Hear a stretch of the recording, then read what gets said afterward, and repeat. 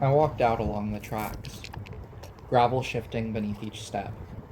A nutria shuffles into a burrow as I pass. I've never seen one this close before.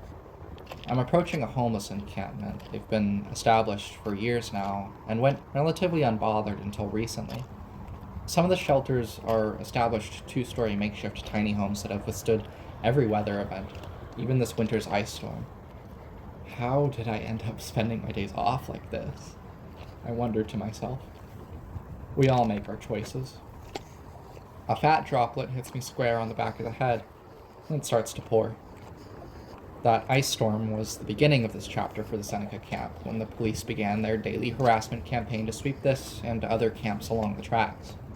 It's been more than 3 months now of legal battles and negotiations too complicated to get into here. I offer a cigarette to the first man I see in exchange for directions, and he points me on my way. The car door shuts behind the woman I've ended up interviewing. Her name is Sissy, and her legs had swollen from a recent fall, which has left her with a harsh limp. She starts to pack a bowl, and then she speaks. Well, knowing what I know now, first thing I'd say is go back home, if you can. Patch it up, but don't... If you don't have to, don't come out here. I know it's easier said than done, but if I knew then what I know now, I'd have never left home. I'd have never ran away. I'd have never done the shit that I did. Because being homeless has gotten... It gets old real quick. She looks out into the sagebrush across the creek. The sun shines through the clouds, casting doubt on the spring showers from minutes before. She continues. It's kind of strange out here. You have your cliques, you have your groups of people. Some of them are absolutely wonderful to be around. And I couldn't imagine my life without everybody out here, even the ones I don't like. I've been out here 16 years. I've been with most of these folks the whole time. The kid sitting right next to you, I've known 15 years. He used to be one of the kids who came to my home when I had one. The kid she was referring to was no kid. At least, not anymore. He strums an electric guitar with no amp, singing silently away. The strings broken, clawing at empty air. Sissy was a long way down memory lane now.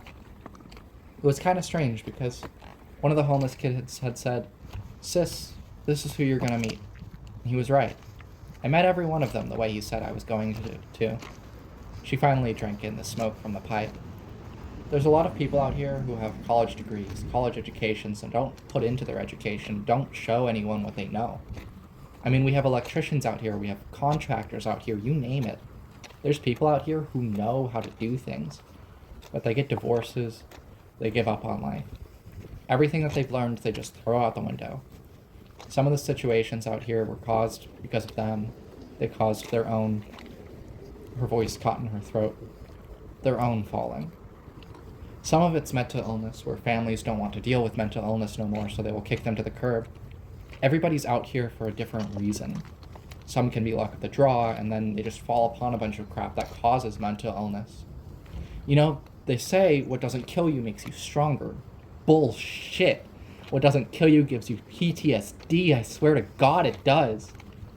She laughed as rain began to patter on the hood of the car. She grew silent again.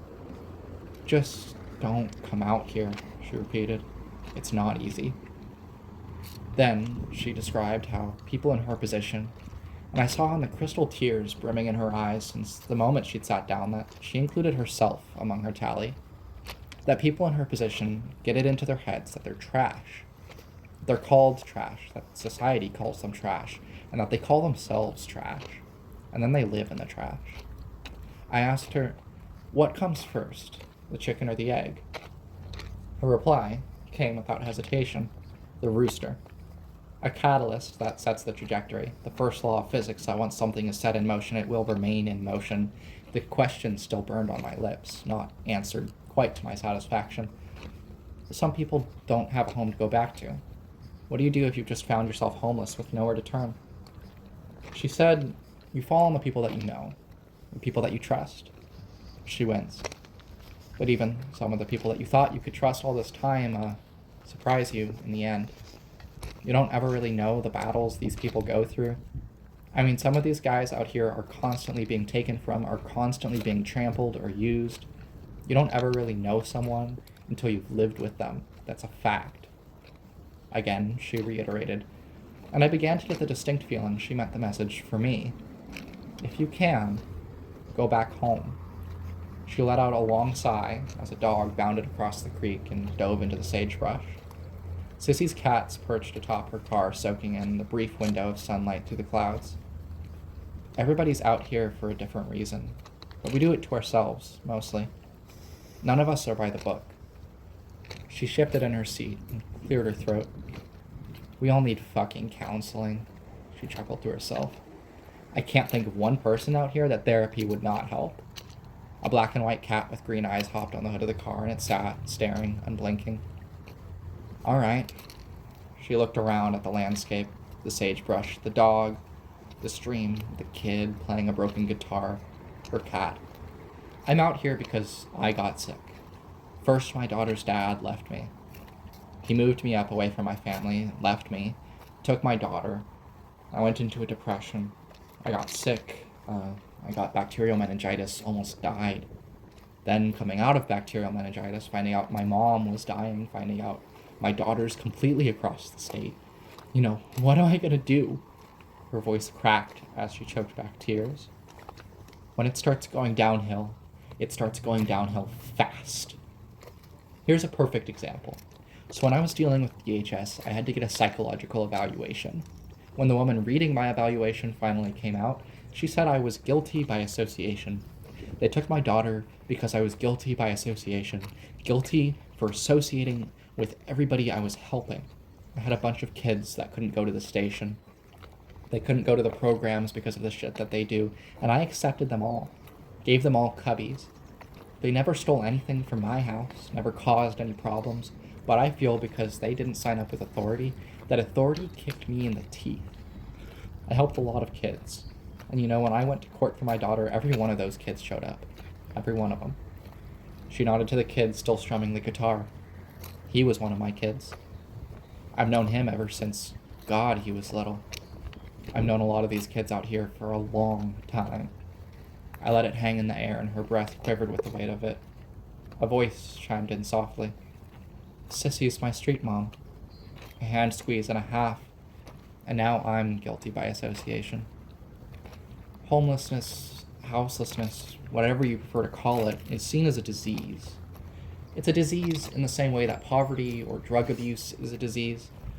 Perhaps it is the ultimate symptom of those diseases. But as an affliction, it is inflicted by everyday cruelty.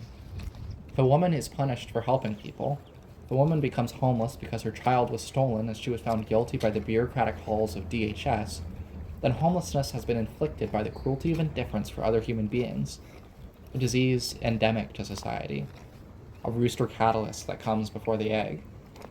And what is the antidote to this disease? Sissy let out a chuckle. It's been so hard for me to get back on my feet. I'll get a job, or I'll start bringing in money and doing things, in a legit manner. And it's just not working out, or somebody steps in the way. She looked out the window at the row of cars, each housing a different person. They don't want you to move forward. I honestly think it's because they think we're going to leave them behind. It's a constant, oh, you're not using? Here, let's get high. And you just have to get it back in the motion of things. It's a constant battle out here, but no matter what I've gone through with anybody out here, I'm not going to stop talking to them. I wouldn't change a thing because I like who I am, and I like the people out here no matter what they've ever done. But something has to happen. Something. They don't need to be out here. We have a 73-year-old woman out here because her baby's passed and she didn't want anything to do with her family, so she was stuck with this choice. People think they're no good.